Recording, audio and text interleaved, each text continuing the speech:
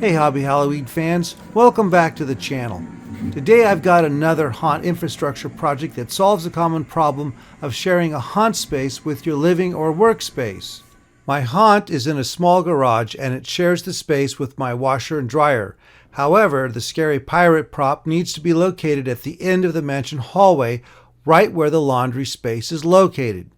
Putting a fixed prop in that location would prevent me from using the space, not to mention my access to the side yard. Clearly, the prop cannot be there when I need access. The challenge was to find a way that I can have the prop in position at the end of the hallway when I'm running my haunt, but out of the way when I need to use my garage.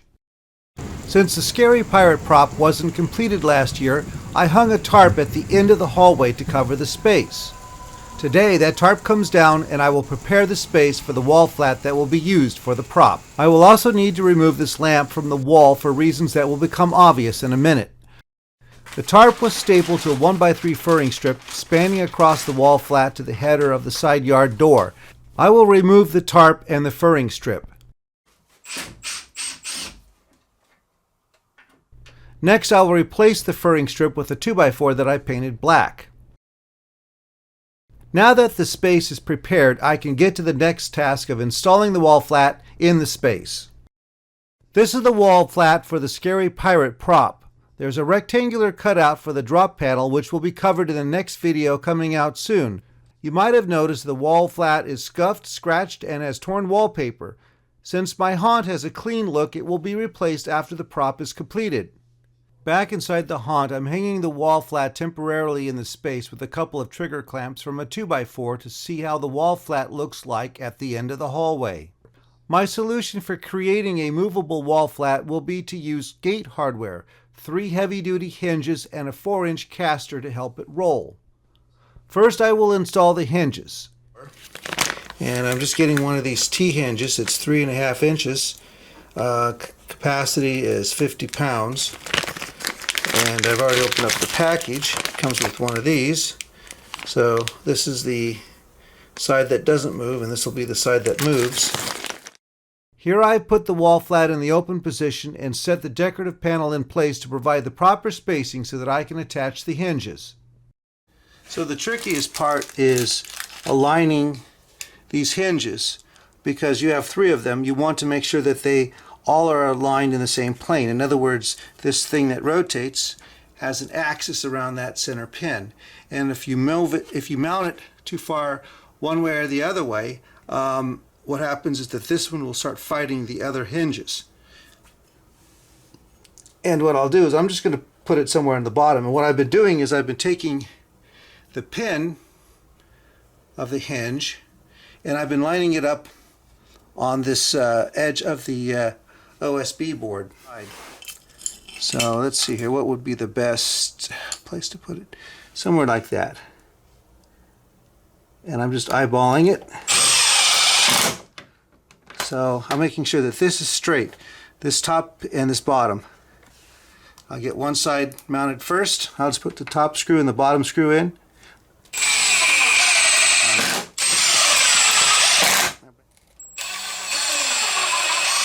There are 3 hinges attached to these wall flats, one at the top, middle, and bottom. I will also point out that I doubled up the 3/4 inch furring strips to add extra depth for the screws to grab, adding some extra strength for the hinges.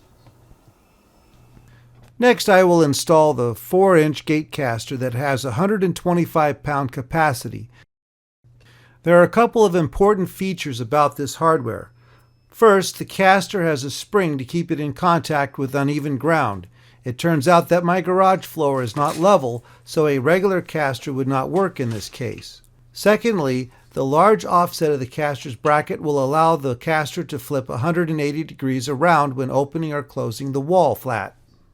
With the wall flat held up with trigger clamps, I will mount the caster with 2 large 5/16 flush screws, a lock washer, and nut. The screws need to be flush mounted so that they will allow for the decorative panel to be attached to the wall flat.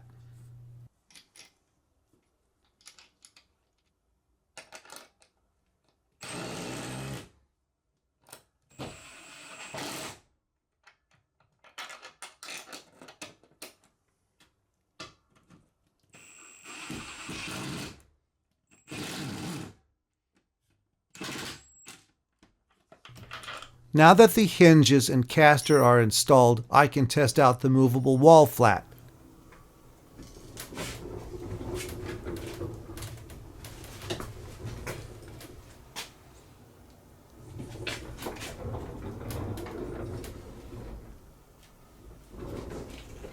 Notice that the caster must turn 180 degrees whenever I reverse the direction of the wall flat.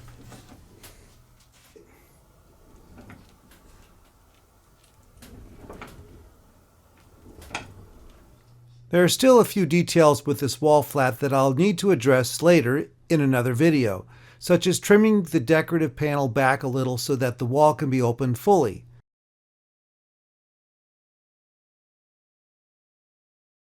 Secondly, I'll put a piece of plastic across the wall flats to hide the gap.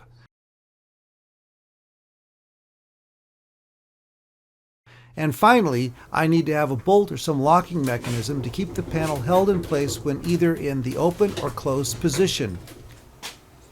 To give a preview, I can dress up the wall flat by installing the decorative panel, crown molding, and put the picture frame in place to get an idea how the wall flat will look when the prop is finished.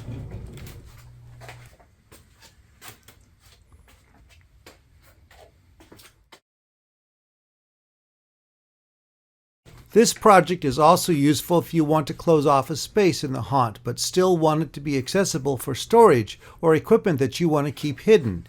It could serve as a private entrance for your scare actors, or a way to provide access behind a wall flat when you need to adjust and or repair your props that's behind a wall flat. And who knows, maybe it could be a secret passage that you want your guests to find. There are many possibilities. If you have any ideas or suggestions about this project, you can let me know down in the comments section. And please like and subscribe and ring that notification bell because you do not want to miss out on the next exciting episode where I build the pneumatic drop panel.